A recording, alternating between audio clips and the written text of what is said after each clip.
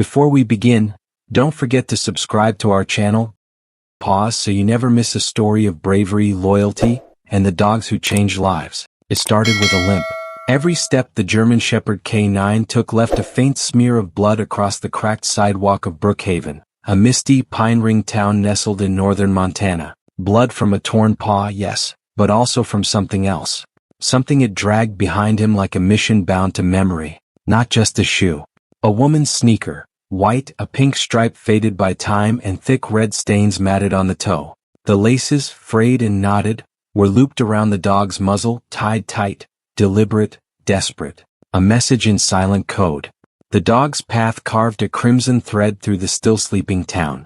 It passed shuttered bakeries and old clapboard homes, their porches sagging under the weight of years. There were Christmas lights still clinging to eaves, unlit and forgotten since last December, reminders of how life gets left behind when people lose track of time or of each other. He passed a payphone, its receiver hanging by a cord chewed thin by weather and rust. A stop sign with a bullet hole. A grocery store window still advertising peaches from last summer. The kind of town where time moved like syrup, slow, sticky, reluctant. And then there was the dog. This creature limped like it had known every heartbreak this town had ever whispered. At 4:47 a.m., Fire Station 6 in Brookhaven was quiet. The dispatch radio hummed softly while two weary firefighters, Lieutenant Donovan Rourke and firefighter Elena Voss, nursed lukewarm coffee under flickering lights.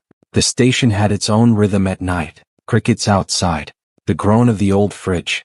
The occasional beep of a battery monitor. Most nights were peaceful, even boring.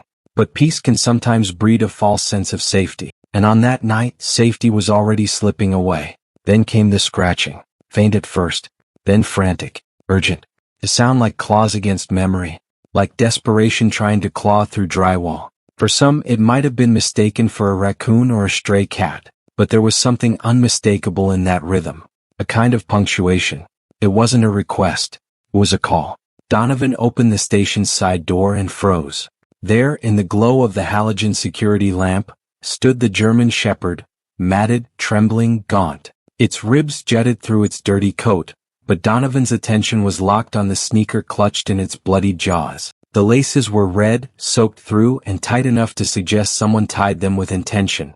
The light bathed the dog in a sickly amber hue, highlighting every wound, every shadowed rib, every scar along its muzzle like a soldier's long-forgotten war paint. The cold Montana air puffed out from its nostrils like steam, quick and nervous.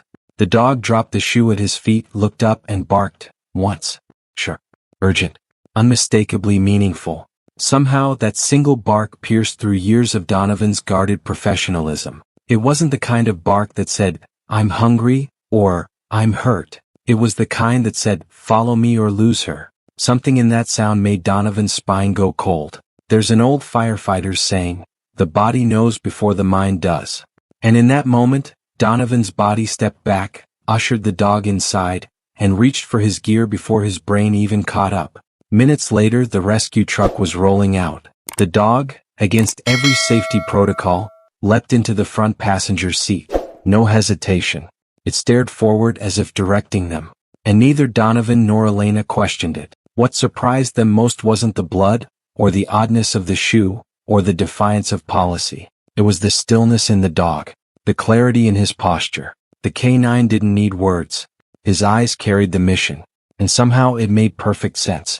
They followed him 10 minutes to the edge of Hollow Ridge, a forgotten back trail behind an abandoned sawmill road. No one had entered the woods there in years, not since the wildfire that turned half the forest into a cemetery of ash and skeletal trees. The road itself was cracked and broken, littered with old signage and rusted metal.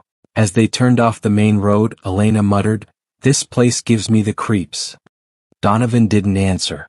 He was watching the dog, watching the way it sat upright, alert, tail still, nose twitching with memory. The dog jumped from the vehicle, landing on 3 good paws and 1 bleeding one, and bolted. "You sure we're doing this?" Donovan muttered. Elena nodded grimly. "Look at that shoe. You think he dragged that here for nothing?" There are moments in emergency service when logic pauses, when instinct takes the wheel. Some rescues don't begin with alarms or dispatch tones. Some start with silence, and a single look from a creature that can't speak, but somehow says everything. They followed. First came faint traces, flattened moss, snapped twigs, and occasional drops of red. The canine didn't look back. He moved with purpose, like every step had been taken before, like he was reliving it, and maybe he was. Dogs are said to possess 40 times more scent receptors than humans. But memory? That's harder to measure. Still, anyone who's lived with a dog knows, they don't forget the places they lost something, or someone.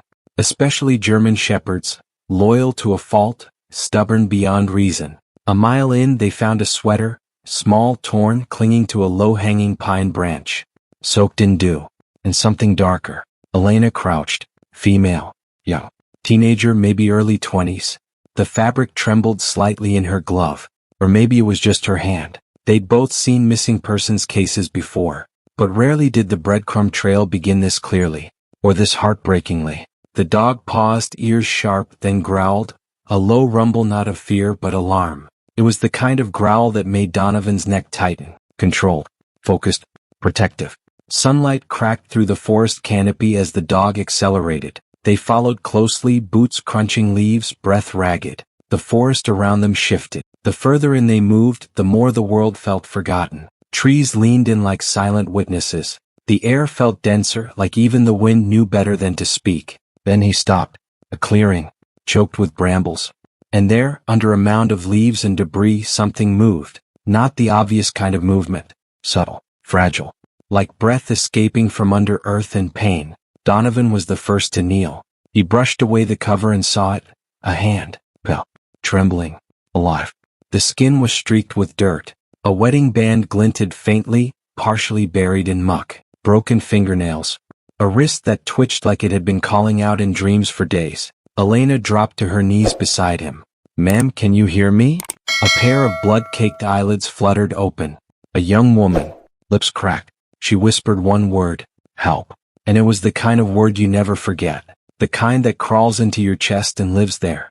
A single syllable, but a universe of pain, survival, and pleading packed into it.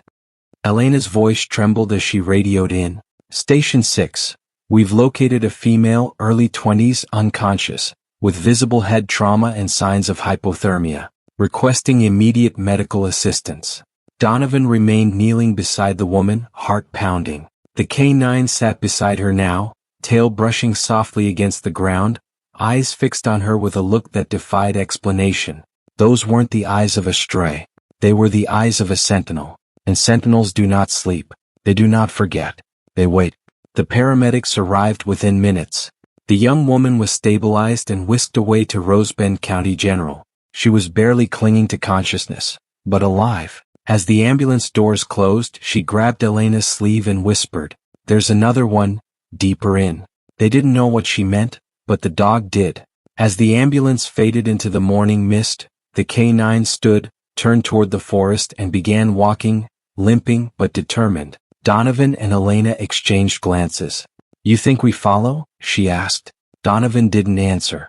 He just started walking, because sometimes there's no decision to be made, only action. The kind that moves through your body before your mind fully catches up. The kind that firefighters, soldiers, and search and rescue teams know intimately, the moment where instinct overtakes protocol. The woods grew thicker, older, and eerily quiet. No birds, no wind, just the crunch of their boots and the soft, rhythmic thud of the shepherd's paws ahead. He moved like a soldier, focused, unwavering. There was something unsettling about that silence. As if even the insects were holding their breath. The forest felt suspended in time, frozen in a moment between loss and revelation. Every twisted branch was a crooked finger pointing somewhere. Every hollow tree felt like it had witnessed something it wished it could unsee. "We've got no signal," Elena said, checking her radio. "We're blind out here." Donovan glanced at the dog. "Not blind. We've got him." It wasn't blind trust. It was earned. In the way the dog glanced back when the trail narrowed, as if accounting for them. In the way his movements shifted with terrain, adapting, always aware of where he'd been, perhaps more than where he was going. They climbed over a fallen cedar, crossed a dried creek, and pushed through brush until the forest seemed to close in around them. Then the dog stopped again. At the base of a slope, he sniffed the air and veered left without hesitation. They followed. This was no ordinary forest. It wore scars. Scorch marks etched the lower trunks of trees, relics from the wildfire that had devoured half the woods a decade ago. The bark peeled in strange, abstract patterns like smoke tattoos. Places like this never fully recover, they just change shape. The forest no longer whispered, it brooded. Minutes turned into half an hour. At the top of a mossy ridge they saw it, a shack, crumbling, crooked like it was leaning away from the memories it held. The wood was warped, paint long gone, no windows, only narrow slits veiled in dirt. The roof had partially caved and rot clung to the frame like moss, and something about it made time feel wrong, like it had trapped a year inside its boards and was waiting to spill it. But the door, fresh scratches, deep ones, desperate ones. Some claw marks trailed down, others were gouged in wide arcs. This wasn't a single moment of panic, it was sustained, repeated, a history of trying, of failing. The shepherd sat before the door and let out a soft whine, not afraid. Mourning. It wasn't just a structure, it was a tomb. Donovan approached, his hand on his flashlight. Elena joined him, her expression grim. Should we go in? He nodded. No one said be careful. There wasn't time for that. Not when the dog had already risked everything to bring them here. Whatever lay behind that door mattered. The door creaked open. Darkness and a wave of decay met them. Stale air, iron tang, something sour and human. Dust drifted in beams of sunlight piercing the cracked ceiling. Inside time stood still. You could almost hear it breathing. A single metal chair was bolted to the floor. A rusted bucket sat in the corner. On the ground, ropes coiled and stained. And in the center of the room, a child's shoe. Wool. Cartoon printed. Blood smeared across the sole. Donovan froze. He'd seen crime scenes before. Overturned beds, broken doors, shattered phones. But this was quiet horror. Designed. Intimate. The dog stepped forward and gently nudged it, then looked up, eyes full of pain and urgency. There was no bark this time. Just gaze. Unmoving. Telling. Donovan whispered, "There's another victim. A kid." The realization hung in the air like smoke. They both felt it settle into their lungs. Then the shepherd stiffened. Ears pricked toward the rear of the shack. A growl. Not fear. Rage. It started low, deep enough to vibrate through the floorboards, and then erupted as the dog bolted. Donovan and Elena rushed after him, diving beneath broken beams, scraping through thick brush. The forest swallowed them whole again, but the canine was already 10 steps ahead, tracking not like a searcher, but like a hunter. There was something ancient in the way he moved now, the limp forgotten, the mission overtaking the wound. The forest no longer slowed him, it yielded, branches bent around him, roots parted. It was as if the forest recognized him, or feared him. And in that moment, Elena realized something primal. The dog had once been hunted, now he was hunting, and God help whatever stood in his way. The forest grew darker, denser, vines clawed at their legs, branches snapped underfoot. The trail was narrowing, vanishing, but the canine never slowed. Not for pain, not for fear. He moved like a creature carved from purpose. Each paw struck the earth like a memory returning to where it was first buried. Even with his limp, he moved like water, inevitable and unyielding. Elena stumbled over a root. Where the hell is he taking us? Donovan didn't answer. He already knew. The dog wasn't searching anymore. He was chasing. And whatever he was after, whoever, was running out of time. They climbed a low-rise slick with moss and slid down the other side into a clearing barely the size of a backyard. The ground had been disturbed recently. A blanket, a dented water bottle, a small purple backpack, its strap torn. Elena bent down, picking it up with gloved hands. Her voice cracked. There's a name stitched inside. Emily. She's real. The syllables hung in the air like a flare. Not missing. Not hypothetical. Real. Donovan felt the blanket, still warm. She was here. Minutes ago. The weight of that truth hit harder than any siren or scream could. Somewhere, a little girl was alive, terrified, waiting to be found. The air itself seemed to pulse with urgency. The dog sniffed the air, lifted his head sharply, then darted toward a steep ravine at the edge of the clearing. He vanished down the incline. They followed. The descent was chaos. The earth was soft, the angle cruel. Mud slid beneath their boots. Branches slapped their faces. Rocks twisted ankles. Halfway down, Elena lost her footing and began tumbling, arms out, panic rising. Her body hit the slope in a jolt, and for a second, all she could see was a blur of sky and leaves. Before Donovan could reach her, something caught her jacket. Not a hand. The dog's teeth clenched just enough to hold her, steady her, and then release. It was instinct, his or hers, maybe both, that kept her upright after that. But by the time she reached the bottom, gasping, shaken, heart hammering inside her ribs, she looked at him differently. "You're not just a stray," she whispered. "You're a soldier." The dog didn't respond. He didn't have to. His eyes had already said more than most humans do in a lifetime. The ravine opened into another clearing, darker, more enclosed by trees, and at its center, tied to a tree with frayed rope, was a little girl, barefoot, knees scraped, eyes wide with pure, unfiltered terror. There's a kind of fear that doesn't just fill the body, it hollows it, and Emily was hollowed. Her tiny chest barely moved, her arms were limp at her sides. The only thing that hadn't surrendered was her gaze, locked on the figure standing over her, tall, thin, a gray hoodie pulled over his head, his back to them. In his hand, a knife. The dog growled, loud, savage. Not a warning, a sentence. The man turned. Donovan drew his sidearm. "Hands where I can see them." The man didn't move, but the dog did. Like a bullet, the shepherd launched forward, fur, muscle, fury. The man barely raised his arm before the canine slammed into him, knocking the knife free and sending him crashing to the ground. The impact was animal, surgical, beautiful. Donovan moved fast, foot on the weapon, knee in the man's back. "Stay down." The man grunted something, words or maybe just hate, but he didn't fight. He didn't even twitch. Elena was already at the tree, sawing through the rope. The little girl sobbed into her chest. "You're safe, Emily," Elena murmured. "You're safe now." The words weren't magic, but they were a start. The kind of start a child could grab like a branch in a flood. Emily held tight, small fists knotted in Elena's jacket, her breath trembling like leaves in a storm. The shepherd limped to her side, muzzle bloodied, tail weakly wagging. He pressed his head gently against Emily's side. She wrapped her arms around his neck and didn't let go. He didn't flinch.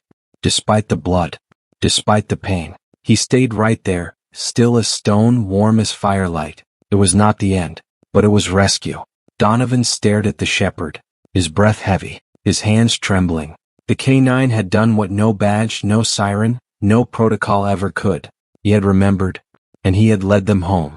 Somewhere between instinct and miracle lies a place where certain animals live, where loyalty is something primal, wired into muscle and marrow. The ancient bond between humans and dogs didn't begin in kennels or backyard fences. It began beside fire pits in the mouths of caves. It was survival then. It still is sometimes. Elena looked down at the shepherd, pressing his head against Emily like a shield, and she saw not just a rescue dog, not even a hero. She saw a promise kept, the kind no one else had heard spoken. And perhaps, deep down, she also saw the ache inside him, because to carry a scent through 5 winters, to wait at the edge of town as people passed you by, to return to the same cursed place when no one else would, that takes something more than memory. It takes grief that refuses to be forgotten. As they waited for backup, Elena pulled off her glove and ran a hand gently along the shepherd's back. He was trembling now. Not from cold, from exhaustion. "You found her," she whispered. "You did it." The canine didn't wag his tail, didn't pant or lick her hand, but his eyes softened. And for a brief moment, in that grim clearing deep in the woods, surrounded by broken rope and fallen leaves and a man now shackled to the earth, there was something else.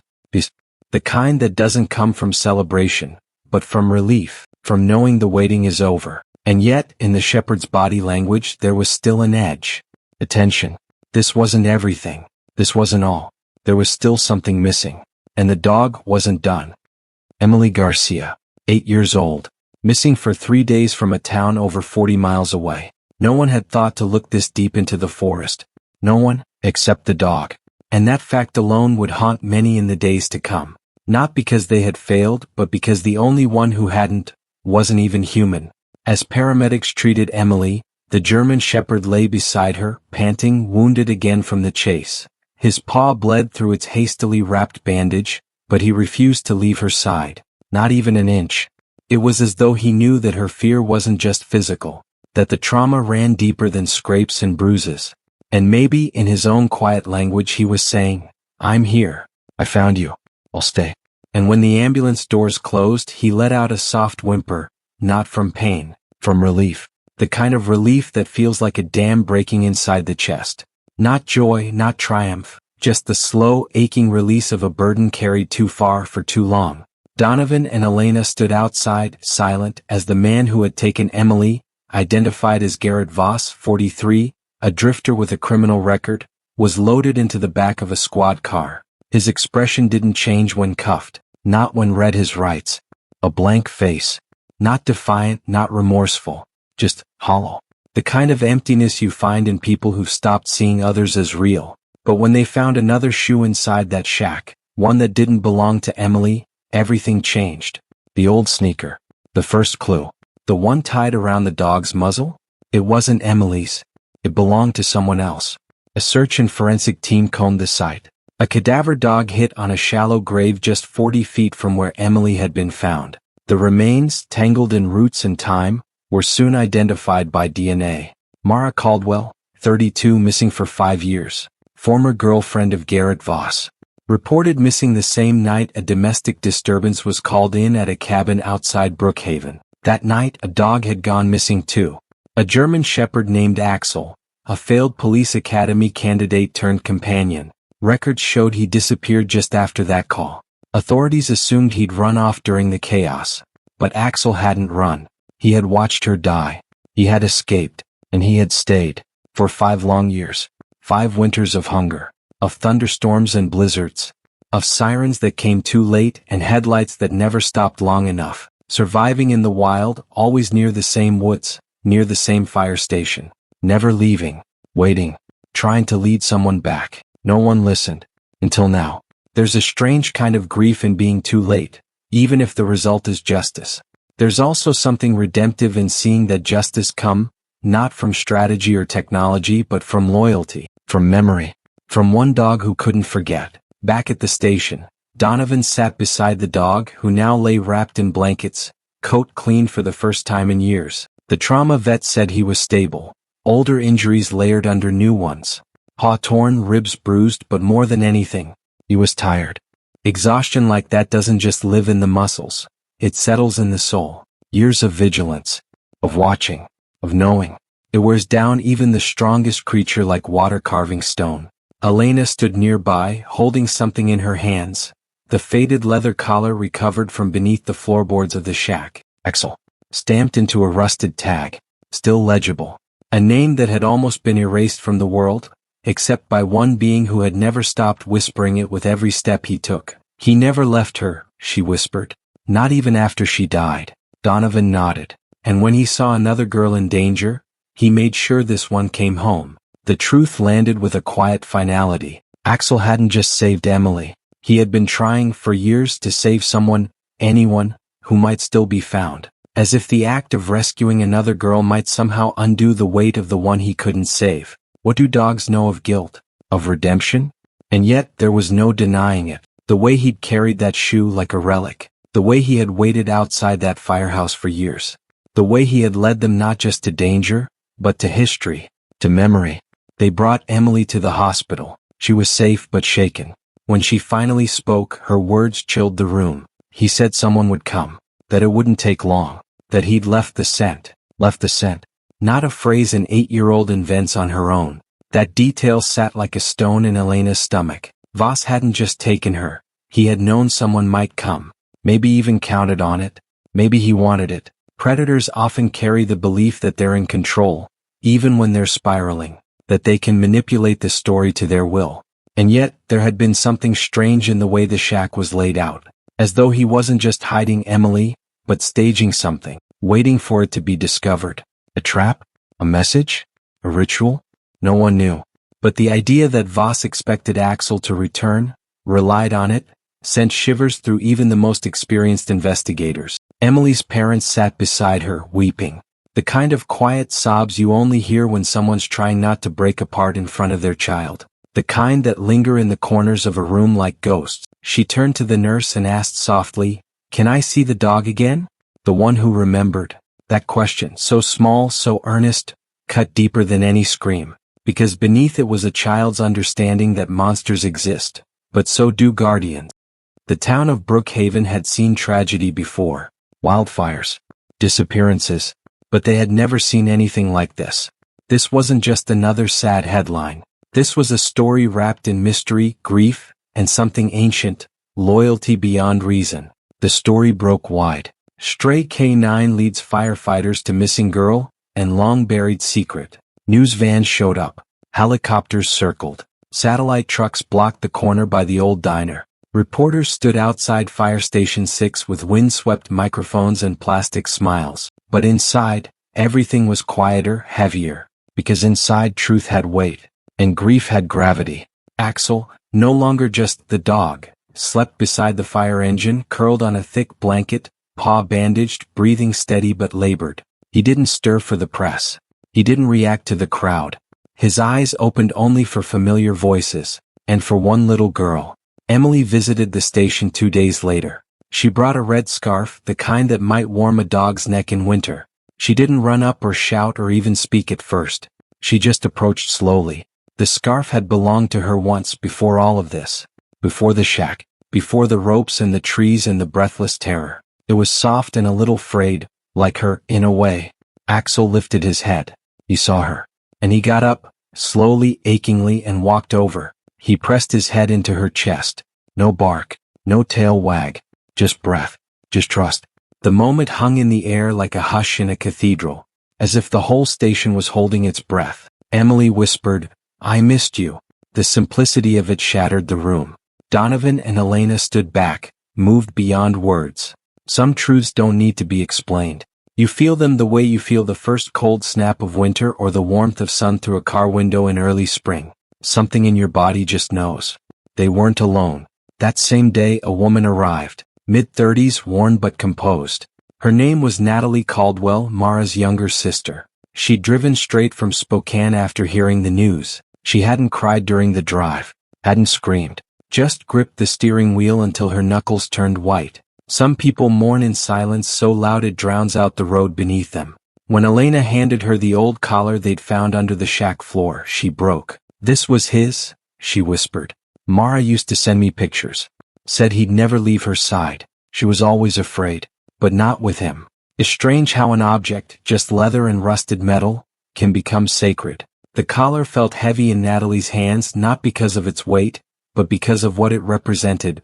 Loyalty unburied, devotion unforgotten. Elena guided her to the back of the station. Axel lay resting, alert but still. When Natalie entered, something shifted. Axel sniffed the air, slowly raised his head. Then he got up, limped across the concrete floor and gently leaned his weight into her. "Oh my God," she said, sinking to her knees. You waited all this time." There was no cry, no bark, just a slow, exhausted exhale. A moment so sacred it didn't belong in a fire station. It belonged in legend. That night, Natalie asked what everyone had been thinking. What happens now? Because the story had gone viral. Social media was ablaze. Thousands were reposting images of Axel. Messages poured in from all over the world. Offers had poured in. Adoption requests. Police departments in other states offered to take Axel in, make him part of ceremonial K9 teams, honor his service, retire him with distinction. A dog like him, brave, unforgettable, could be paraded on stages, given medals, displayed as a symbol of resilience. But Donovan shook his head. "He's done enough." That simple sentence said everything. There's a strange expectation placed on heroes, that they'll keep giving, keep sacrificing, keep showing up even after they're broken. But some heroes deserve rest. They've already given more than most. Natalie hesitated. "I'd take him. I want to. But I have 2 kids under 5. He's been through so much. I'm not sure if he's ready for that kind of life." The honesty in her voice carried no guilt, just clarity. Some wounds don't heal in the noise of toys and toddlers. Some souls need quiet. So they waited, watched. And then Axel gave his answer. 3 mornings later, Elena arrived early to check on him. The blanket was empty. She panicked, ran the station grounds, checked the fences, the gates. Then she saw him. Axel sat at the edge of the tree line, staring into the woods, still, not moving. Not barking, just remembering. The light around him was golden, touched by the earliest breath of dawn. Birds hadn't yet begun to sing. The world was hushed. It felt as though time had paused to allow one memory its full moment. She walked over, knelt beside him. "You want to go back?" He didn't respond, just turned his head, pressed his nose into her hand. Then he limped back toward the station, back to his bed, back home. It was an answer without words, one that spoke louder than any speech. He had faced the forest, paid homage to it, and now he had returned. From that day forward, Axel stayed, not as a pet, not as a project, as part of the crew. The firefighters never debated it. There was no meeting, no policy memo. It just was. He belonged there now, like the truck, the call board, the alarm bell. They gave him a private room, his own corner of the firehouse with a padded bed, a window, and a small plaque that read, "Axel, the one who remembered." And every morning just before sunrise he'd walk out to the edge of the woods. Sit. Stare. He didn't stay long, just long enough to remember. There's a sacredness in that ritual, like a priest lighting candles at dawn, like a soldier saluting a fallen comrade. It wasn't routine, it was reverence. Some firefighters started joining him, just for a minute. No words, no selfies, just silence. A kind of unspoken acknowledgement that some stories deserve to be honored not in applause but in quiet. Axel never demanded attention, never asked for affection, but he received both, endlessly. Because sometimes the most heroic thing you can do is wait. The trial of Gerrit Voss didn't last long. The evidence was damning. The bloodied shoe, the child's testimony, the hidden remains, and Axel, the one who led them all there. In a case already strange and haunting, the involvement of a dog, a once-forgotten canine, made it unforgettable. The courtroom, usually a space of dry procedure and gray suits, felt electric. The undercurrent wasn't just tension, it was reckoning. Gerrit was charged with kidnapping, unlawful confinement, and second-degree murder. He sat stone-faced through most of the proceedings. A man who'd once played puppeteer with fear now sat silent behind a defense table, powerless, stripped of shadows. His eyes darted occasionally toward the screens, the exhibits, the witnesses. But mostly they remained unfocused, like someone already trying to disappear. Until the moment they presented the shoe. The same sneaker Axel had dragged for miles, bloodied, torn, tied to his own jaw as if he'd chosen to bear its weight. Gerrit didn't flinch. But the room did. A hush like thunder. It was as though the room collectively remembered something it had never lived through, like that shoe carried not just blood but memory. A living, aching truth that demanded to be felt. Emily testified through a recorded statement. Her voice was soft, her words careful, but they carried weight beyond her years. "He told me no one would find me," she said. "He said the dog would remember. He said the forest remembers." Her words were spoken in the language of trauma, halting, deliberate. A child's recounting, but beneath it, a haunting poetry. As if the forest itself had been listening, watching, waiting for Axel to speak for it. Her father stood behind her on the screen, hand on her shoulder. A man hollowed by fear, patched back together by hope. You could see it in his eyes, how close he had come to losing everything, and how the sight of that dog, bloodied and noble, had stitched the first thread back through his shattered world. The judge's sentence came swiftly. Life in prison. No possibility of parole. There was no cheering in the courtroom. Only silence. Only the sound of a little girl's breath finally released. Back in Brookhaven, healing came in quiet waves. The kind of healing that doesn't shout or rush, but lingers in doorways, returns in dreams, takes its time to root itself in scar tissue. Emily had nightmares. She flinched at sudden sounds, refused to sleep alone. But her family stayed close. Her town closer. Neighbors left night lights on their porch. Teachers gave her extra time. A librarian saved every picture book about animals. A waitress at the local diner started putting heart-shaped pancakes on the breakfast menu. And always there was Axel. She drew pictures mostly. One showed Axel, muzzle bloodied, eyes solemn but brave, tail curved protectively around a stick figure girl. She titled it, "The Dog Who Found Me." It wasn't just art, it was declaration. In that image, Emily had given herself back something the woods had tried to steal: safety, identity, and a sense of being found. Her therapist said it was how she turned fear into strength. Therapists often work with children through metaphor, asking them to draw or name their feelings. But Emily had already done that on her own. She didn't need metaphors. She had Axel. She asked the same question every week. Can I see him again? Finally the answer was yes. They reunited on a chilly November morning. The station crew had set up a small bench, 2 cups of cocoa, and a blanket for Axel. No one told her how to act. There were no instructions. No cameras. Just a small corner of quiet where something sacred could happen without interruption. Emily approached slowly. Axel saw her first. He didn't bark. He didn't leap. He walked, slowly, deliberately, then pressed his head against her chest. The connection was so quiet it was almost holy. There was no need for words. Just that familiar, warm weight against her body.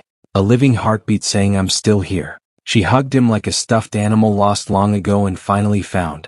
And, for the first time in months, she smiled. The kind of smile that lifts corners of the mouth, yes, but also shoulders, breath, spirit. 2 weeks later, the town held a ceremony. The mayor, the fire chief, crowds in uniform, children holding signs, reporters with microphones, and Axel. His coat clean, his eyes tired but watchful.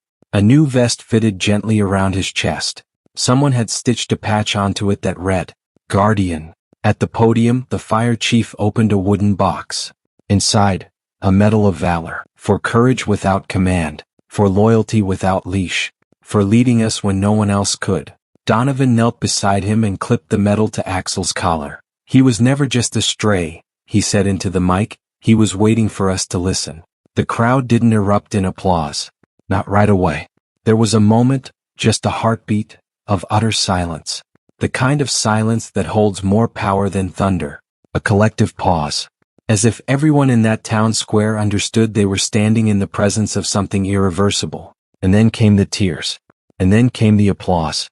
There wasn't a dry eye in the square. That night, long after the crowd had gone, Elena found Axel beside the fire truck, head resting on his paws. She pulled a note from her jacket. Emily had written it. Dear Axel, thank you for being brave when I was scared. Thank you for not forgetting. I love you. Emily.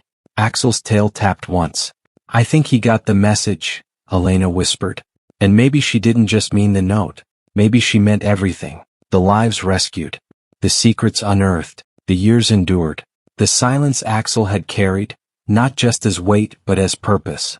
There's a saying that dogs don't remember words. They remember energy, tone, scent, emotion. But sometimes, just sometimes, they remember far more. In the weeks that followed the ceremony, Axel became something more than a dog in Brookhaven. He became a symbol. A quiet sentinel of memory and loyalty. It wasn't just the headlines or the internet attention. It wasn't the medal or the vest or the photo that made the town square bulletin board. It was what he stirred in people. Something unspoken and aching. He represented the thing they'd all been too busy to name. The kind of enduring presence that doesn't announce itself, doesn't demand praise but simply stays, listens, waits, protects. Children came by the fire station on Saturdays just to visit him. Local veterans sent letters, some calling him one of our own. Families left drawings, snacks, hand-knitted scarves. Strangers from out of town showed up just to leave flowers at the gate. They brought things that didn't seem big on the surface. An old tennis ball, a crayon sketch of Axel under a rainbow, a single dog biscuit wrapped in a napkin. But every gift told a story. Of fear overcome. Of trust restored. Of something in Axel's silence that spoke directly to their own. The station installed a wooden treat box by the sidewalk. Hand-painted in red and gold, it read, For Axel's friends. The paint chipped in the rain and faded in the sun. But it never stayed empty. Not even once. Axel never barked for the crowds. Never responded to clapping or the clicking of cameras. He wasn't doing any of it for show. He didn't need attention. He already had what so many search for their entire lives. Purpose. But every morning, like clockwork, just before sunrise, he walked out to the tree lean. Saturday. Washed. Remembered. And it wasn't just ritual. It was communion. The quiet reverence of a soldier returning to a battlefield. Or perhaps a grave. No one interrupted him during those moments. The station crew knew better. The whole town in fact did. Over time it became a kind of local lore. Don't disturb Axel at dawn. And so people let him be. Let him carry out his morning in peace. Emily continued to heal. Slowly, bravely, her drawings grew brighter. Her laughter returned. At first, it was hesitant, just a giggle, quick and easily swallowed. But then it stayed, grew, became something that could fill a room. It was the kind of laugh that had to relearn its own shape after trauma. But it came back. She wrote stories now, little ones about a brave dog who lived in a forest and rescued lost things. Not just people but memories, secrets, even time. Sometimes the lost things in her stories were silly. A forgotten birthday cake, a teddy bear left behind in a hospital waiting room. Sometimes they were profound. A smile lost after a storm, a mother's lullaby that had disappeared from a little girl's memory. In one story she wrote, "The dog didn't bark much, but he remembered everything. He knew when someone was lying. He knew when the wind carried danger. And when he looked at you, you told the truth without meaning to." Her parents framed that one. It hung in their hallway just outside her room, next to her school photo and a drawing of a fire truck. A quiet guardian for their daughter in paper and ink. When she brought it to the firehouse, Axel walked over, rested his head on her knee and closed his eyes. That moment, simple as it was, felt like a circle being drawn. The girl who had once trembled in a forest now sat steady, a hand on the head of the one who had brought her home. Elena leaned in and whispered, "I think he knows it's about him." Emily smiled. "It always is." And then one day someone unexpected returned. A man in his 60s, tired eyes, hands rough from years of work. He wore a faded jacket with a regional animal shelter patch. His name was Doug. He had worked the night Axel disappeared from the pound. "I was on duty the night he broke the fence," Doug said quietly. "We thought he ran off. I chased him for 3 blocks. Then he was gone." His voice cracked. "I didn't think a dog could carry something that long, that kind of pain, that kind of loyalty." He looked down at his hands as if trying to remember exactly what he'd done wrong, where the moment had slipped away. Maybe it was in the blink when Axel turned a corner. Maybe it was in the hesitation. He's just a dog, he'll come back. But some dogs don't come back, because they're not lost. They're on a mission. Donovan listened in silence. Elena looked at Axel, resting nearby after a short walk. "You were wrong," she said gently, "but he forgives you." Doug nodded, wiping his eyes. "I think he forgives all of us." He didn't ask to pet him, didn't try to make amends with treats or apologies. He just stood at a respectful distance and whispered, "Thank you," before turning to go. That night, under a starry sky, Elena sat outside with Axel. He lay beside her, eyes half closed, ears relaxed. The stars above were thick and glinting, spread across the Montana sky like memory fragments. Crickets chirped low in the brush. Somewhere far off, a coyote howled, its song long, lonesome, and fading. "You did something no one else could," she whispered. "You remembered. And you didn't give up." Axel didn't move, just sighed, and laid his head on her foot. A small, simple act, but it landed like an oath, like trust repaid. In that moment, under that sky, Elena realized something she hadn't dared put into words. Axel hadn't just remembered a person, or a place. He had remembered who he was. Axel had slowed, not all at once but gradually, the way trees lean ever so slightly before they fall, the way time folds gently into dusk. His steps were more measured, his breath heavier, but his gaze remained untouched, sure, watchful. He still greeted the fire crew each morning, his presence a calm heartbeat within the firehouse. Still walked beside Emily during her visits, his steps echoing like a quiet metronome through the halls. Still took his place by the treeline just before sunrise, but now he stayed a little longer. Elena began noticing it first. He would sit in the grass longer than usual, tail still, ears not pricked but resting. His eyes would linger, not searching, not alert, just remembering. One morning, a folded note was found on the bench outside the station. No name, just a child's handwriting. A drawing of a dog and a little girl holding hands beneath a sky filled with stars. Read, "Dear Axel, if you ever have to leave, that's okay. I'll remember, just like you did.